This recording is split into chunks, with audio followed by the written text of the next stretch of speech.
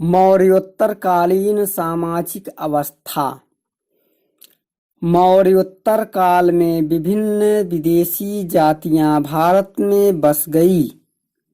बौद्ध तथा जैन धर्म जात पात तथा वर्ण भेद को नहीं मानते थे, अतः बहुत सी विदेशी जातियों ने बौद्ध धर्म ग्रहण कर लिया। वैदिक धर्म के नेताओं ने भी विदेशी जातियों को अपने में मिलाने के लिए एक तरीका निकाला।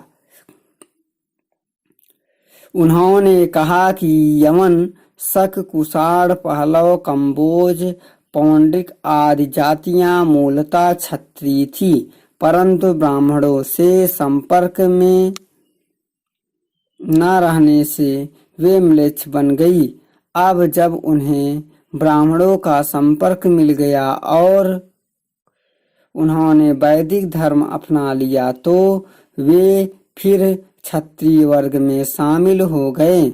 उन्होंने वासुदेव, कृष्ण, शिव आदि की उपासना शुरू कर दी और उनमें म्लेच्छत्व का कोई अंश न रहा। इसी कारण विदेशी म्लेच्छों के पुरोहितों को भी ब्राह्मण वर्ग में शामिल कर लिया गया। मौर्योत्तरकालीन धर्म। वैदिक धर्म। मौर्योत्तर काल में वैदिक धर्म का फिर से उत्थान हुआ। बौद्ध भिक्षुओं के ऐश्वर्यशाली बन जाने व मौर्य वंश के बाद ब्राह्मण वंश के हाथ में राजकाज आने के कारण से बौद्ध धर्म की लोकप्रियता कम हो गई। पुष्यमित्र तथा सातवाहन राजा सातकर्णी द्वारा अश्वमेध आदि यज्ञ करना वैदिक धर्म के पुनः प्रभुत्व में आने के प्रमाण है। वैदिक धर्म पर बौद्ध तथा जैन धर्मों का प्रभाव भी स्पष्ट दिखाई देता है। 6 दर्शनों में से 3 दर्शनों के ईश्वर संबंधी विचार बौद्ध जैसे हैं। अब देवताओं की भी बुद्ध और महावीर की तरह पूजा होने लगी थी, अतः अब यज्ञों का स्थान मूर्ति पूजा ने ले लिया था। जो वैदिक धर्म मौर्योत्तर काल में प्रचलित था उसकी 2 प्रधान शाखाएं थी, यानी भागवत धर्म तथा शैव धर्म। इस युग में भागवत धर्म सर्वत्र फैलने लगा। श्री कृष्ण को वैदिक विष्णु का अवतार माना जाने लगा। भागवत गीता तथा भागवत संप्रदाय का मुख्य धर्म ग्रंथ था। भागवत धर्म के अतिरिक्त आरंभ में तो शैव धर्म शिव, भागवत, लव कुलिस, पाशुपत और महेश्वर नामक मुंह में जाना जाता था, परंतु आगे चलकर इसके कई संप्रदाय बन गए, जिसमें कापालिक और कालामुख प्रधान थे। कुषाण राजा बिम कैडफिसिस आदि विदेशियों ने शैव मत को अपनाया। बौद्ध धर्म। इस काल में साधारण जनता में बौद्ध धर्म का प्रचार था। कई विदेशी शासकों, यमन राजा मिनांडर, मथुरा का शक, महाक्षत्रप सोडास और कुषाण शासक कुजुल कैडफिसस तथा कनिष्क ने भी बौद्ध धर्म अपनाया। सम्राट कनिष्क न केवल स्वयं बौद्ध बना अपितु उसे बौद्ध धर्म का दूसरे देशों में प्रचार करने के लिए बड़ा काम किया।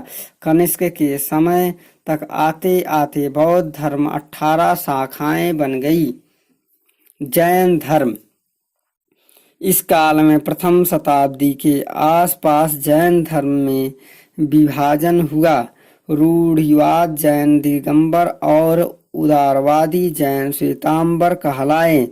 दिगंबर संप्रदाय के गुरु शिवभूत था। जैन आचार्यों और मुनियों ने अपने धर्म के प्रचार के लिए विशेष रूप से प्रयत्न किया और विद्वतापूर्ण ग्रंथ रचे। परिणाम स्वरूप वे भारत के बड़े भाग पर प्रभाव डालने में सफल हुए। वैदिक तथा बौद्ध धर्म की भांति जैन धर्म में भी मूर्ति पूजा का विकास हुआ। मौर्योत्तरकालीन साहित्य।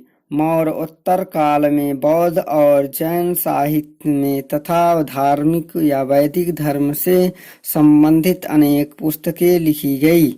पतंजलि ने पाणिनि की प्रसिद्ध रचना अष्टाध्यायी पर महाभाष्य लिखा। सबसे पुरानी स्मृति मनु स्मृति यानी 200 ईसा पूर्व से 200 ईस्वी तक तथा विषम स्मृति और यज्ञवल्क्य स्मृति आदि स्मृति ग्रंथों का निर्माण इसी काल में हुआ। महाभारत और रामायण के वर्तमान रूप प्रधानतः इसी काल में संकलित हुए। संस्कृत के प्रसिद्ध कवि भास ने प्रतिज्ञा सौंदर्य सहित 13 नाटकों की रचना की।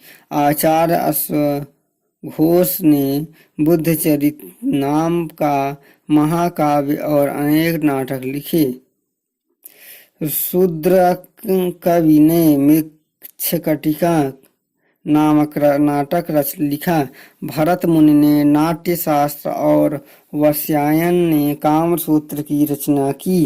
प्राकृतिक भाषा में भी उन्नति हुई। राजा हल स्वयं एवं कवि और लेखक था। गुणाग कवि भी इसी काल में हुए। मौर्य उत्तरकालीन अवस्था। किसकी आर्थिक अवस्था? मौर्य उत्तरकालीन आर्थिक अवस्था। मौर्य उत्तर काल में व्यापार और वाणिज्य ने बहुत उन्नति की। इस कार्य में उस समय के मार्गों अथवा सड़कों ने बड़ी सहायता दी। पाटलिपुत्र से एक मार्ग ताम्रलिप्त से जुड़ा हुआ था और वहां से जहाज बर्मा और श्रीलंका को जाते थे। कई अन्य मार्ग व्यापारिक मार्गों से जुड़े हुए थे। उनमें से कुछ मध्य एशिया और पश्चिम एशिया को जाते थे। तक्षशिला से काबुल, बैक्ट्रिया से कैस्पियन सागर और कृष्ण सागर, कंधार से ईरान व भूमध्य सागर आदि महत्वपूर्ण मार्गों ने व्यापार को प्रोत्साहन दिया। इसी काल में अरब सागर में चलने वाली मानसून हवाओं की जानकारी हुई और उससे समुद्र द्वारा व्यापार को लाभ पहुंचा। भारत के व्यापारी चीन से रेशम खरीद कर रोम पहुंचते थे। इसमें उन्हें बहुत लाभ प्राप्त होता था। भारत से हाथी दांत का सामान, मोती, वैडूर्य, काली मिर्च, लौंग, मसाले, सुगंधियां, रेशम और सूती कपड़े आदि बहुत मात्रा में रोम भेजे जाते थे। इस प्रकार का केंद्र केरल प्रदेश था। रोम से कई लाख की सोने की मुद्राएं भारत में प्रत्येक वर्ष आती थी। भारत के बर्मा, जावा, सुमात्रा, चंपा आदि से भी व्यापारिक संबंध थे। भारत में कश्मीर, कौशल, विदर्भ और कलिंग हीरो के लिए विख्यात थे। बंगाल मलमल के लिए मशहूर था। सोपरा और कल्याण पश्चिमी तट पर तथा प्रतिष्ठान नगर आदि व्यापार के प्रमुख केंद्र थे। इस काल में मुद्रा का भी विकास हुआ। इंडो ग्रीक तथा कुषाण शासकों ने बड़ी संख्या में सोने के सिक्के चलाए। तांबे के सिक्के भी चलाए गए। भारत के सिक्कों पर विदेशियों का बहुत प्रभाव पड़ा। मुद्रा का प्रयोग इस युग की सबसे बड़ी देन है। कारीगरी और शिल्प का भी विकास हुआ। कहा जाता है कि राजगृह में 36 प्रकार के शिल्पी रहते थे। मिलिंद पन्हों में 75 व्यवसायों का विवरण है। उनमें 60 शिल्पों से संबंध रखते हैं। धातुओं से संबंधित उद्योग तथा रेशम उद्योग आदि ने काफी उन्नति की। शिल्पी लोग श्रेणियों में तथा व्यापारी लोग भी पुरों और निगमों में संगठित थे। अधिक लाभ प्राप्त करने के लिए बहुत से व्यापारी मिलकर वस्तुओं को बाजार में रोक लेते थे। साधारणतः इस काल में लोगों की आर्थिक व्यवस्था अच्छी थी। प्रत्येक श्रेणी राज्य के एक केंद्रीय प्राधिकरण के साथ पंजीकृत होती थी और प्रशासनिक स्तर पर राजा उसका प्रमुख होता था। श्रेणी के द्वारा ही वेतन, काम करने के लिए नियमों, मानकों और कीमतों को सुनिश्चित किया जाता था। श्रेणी के द्वारा अपने सदस्यों को दंड दिया जा सकता था। श्रेणी को न्यायिक अधिकार भी प्राप्त थे। इस प्रकार मौर्य उत्तरकालीन बंदरगाह की सूची: सिंधु तट यानी पाटल, बारबेरिकम, पेरिप्लस ऑफ एरिथ्रियन सी में उल्लिखित नाम, काठियावाड़ तट, प्रभास पत्तन, खंभात तट, भरुकच्छ, भड़ौच, पेरिप्लस में वेरीगाजा, महाराष्ट्र तट, सूरपरक, सोपरा, कर्नाटक तट, वैजयंती, केरल तट, बिंदर, कोंडुमन्नन, केरल तट, नौरा कन्नानूर, केरल तट, मुजिरिस, केरल तट, तोंडीपोनी, बंगाल की खाड़ी, ताम्रलिप्ति, उड़ीसा तट, पल्लूर, आंध्र तट, मसूलीपत्तनम, पांडिचेरी तट, आरिकामेंडू, कावेरी तट, कावेरीपत्तनम और दक्षिणी तट, कोरकम। इस प्रकार प्रश्न है 2012 में आया हुआ यूपीएससी का कि प्राचीन भारत में देश की अर्थव्यवस्था में अत्यंत महत्वपूर्ण भूमिका निभाने वाली श्रेणी संगठन के संदर्भ में निम्नलिखित में से कथनों का सही क्या है? पहला कथन है, प्रत्येक श्रेणी राज्य की एक केंद्रीय प्राधिकरण के साथ पंजीकृत होती थी और प्रशासनिक स्तर पर राजा उसका प्रमुख होता था। सही है। श्रेणी ही वेतन, काम करने के नियमों, मानकों और कीमतों को सुनिश्चित करती थी। सही है। श्रेणी का सबसे अपने सदस्यों का न्यायिक अधिकार होता था। ये भी सही है, यानी तीनों विकल्प सही है। इस प्रकार अगला हम क्वेश्चन देखते हैं।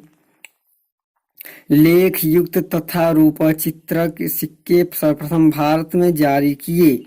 कौन जारी किया? हिंद यूनानी शासकों ने जारी किया। मिस्र के किस शासक ने भारतीय व्यापार को प्रोत्साहन देने के लिए लाल सागर के तट पर बरनिस नामक बंदरगाह बनवाया था? तो ये है टालमी। टालमी ने बरनिस नामक बंदरगाह बनवाया था। मौर्य उत्तर काल में सामूहिकवादीन क्या है? मौर्योत्तर काल में सामूहिकवादीन जो है वो श्रेणी प्रमुख का परामर्श देने वाला समिति है। कुषाण शासक कनिष्क कला एवं साहित्य का एक महान संरक्षक था। यह अश्वघोष पाश वसुमित्र चरक संहिता में मिलता है। कौन राज्य के उसके राज्य में सदस्य थे? अश्वघोष पाश वसुमित्र चरक। अगला है, मौर्य उत्तर काल में भगवान बुद्ध से संबंधित एक भी स्मारक का निर्माण नहीं हुआ। मतलब ये गलत है पूरी तरीके से, क्योंकि मौर्योत्तर काल में भगवान बुद्ध के संबंधित कई स्मारक का निर्माण हुआ और मौर्योत्तर काल में विभिन्न शासकों ने ब्राह्मण धर्म को संरक्षण दिया। यह भी सही है।